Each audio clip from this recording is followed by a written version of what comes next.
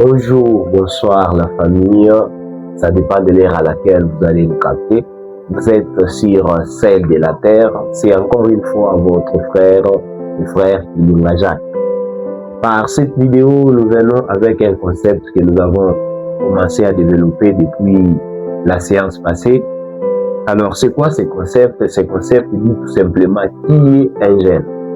Parce que nous pouvons s'appeler jeune, nous pouvons parler de la jeunesse, mais nous ne savons pas c'est quoi la jeunesse ou encore c'est qui un jeune. Alors, par cette vidéo, premièrement, nous allons essayer de parler des 3 éléments qui sont liés à un jeune. Quelles sont les caractéristiques qu'un jeune doit porter normalement? Les premières caractéristiques qui caractérisent un jeune ou encore qui manifeste l'état de la jeunesse, c'est la force physique. Même dans la Bible, un jeune est défini comme étant cette personne-là qui a encore la force physique, qui a encore des aptitudes physiques pouvant lui permettre de marcher, pouvant lui permettre de travailler, de bosser, dire pour atteindre l'objectif quelconque qu'il s'est déjà fixé. Et la deuxième des choses liées à la jeunesse ou encore à un jeune, c'est la transition vers les responsabilités. La transition vers les responsabilités. Nous savons tous que lorsque nous naissons sur cette terre, nous sommes encore sous les toits de nos parents. Ils prennent en charge tout, ils ont cette charge de nous scolariser, ils nous amènent dans des formations et autres. Mais lorsque nous voulons évoluer, lorsque nous grandissons, nous sommes appelés à passer des toits des parents vers la responsabilité. La responsabilité veut dire être capable de se supporter, être capable de diriger, être capable de vivre de manière autonome ou encore d'être indépendant. Donc, deuxièmement, un jeune ou encore la jeunesse, un jeune c'est la personne qui passe par la transition vers la responsabilité. Il quitte la dépendance vers l'indépendance. Troisième et dernière caractéristique que nous pouvons lier à un jeune, c'est sa capacité à servir. Ici, on peut parler toutefois même de la capacité à servir Dieu. Donc, un jeune, c'est cette personne qui porte encore cette capacité de servir Dieu, cette capacité de travailler pour obtenir quelque chose qui va lui rendre responsable.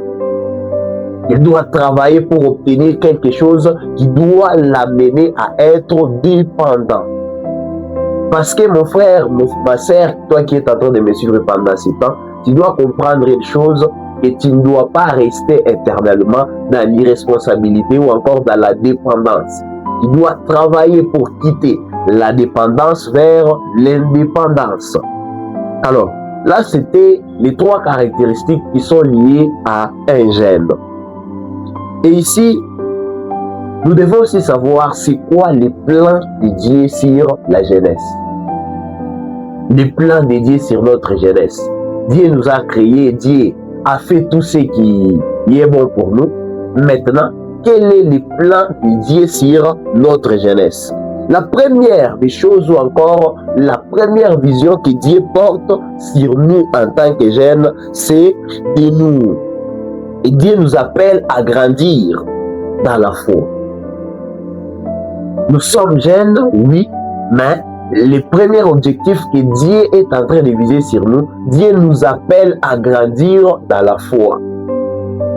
Tu dois grandir dans la foi. Cela est un appel de Dieu. C'est une attente énorme dans laquelle Dieu est en train de nous attendre. Nous ne devons pas rester dans l'immaturité. Même Paul a dit dans la Bible que quand j'étais enfant, j'ai parlé comme un enfant, je mangeais comme un enfant. Mais aujourd'hui, j'ai grandi. Je dois passer par d'autres nouvelles étapes. Et donc, à ce niveau, Dieu, dans notre jeunesse, il nous attend à grandir dans la foi. Et deuxième des choses, Dieu nous demande de trouver une place dans la communauté. Dieu nous demande de nous trouver une place dans la communauté. J'aimerais vous dire que personne ne prendra ta cause pour plaider pour toi quelque part. Mais tu dois te tailler une place dans la société. Par là, en tant que, comme moi, je suis un entrepreneur, je suis en processus plutôt d'être entrepreneur, je dois chercher des idées, je dois innover, je dois créer des choses qui peuvent me permettre de me créer une place dans ma communauté. Parce que lorsque tu es né, tu n'as pas encore trouvé une place, mais tu es jeune. Tu dois bosser de manière à ce que ta place soit aussi trouvée dans ta communauté. Et troisième et dernière chose que Dieu nous attend à faire, nous, en tant que jeunes, c'est se préparer pour l'avenir. Nous sommes jeunes, nous sommes appelés à nous préparer pour l'avenir. Se préparer pour l'avenir veut dire quoi?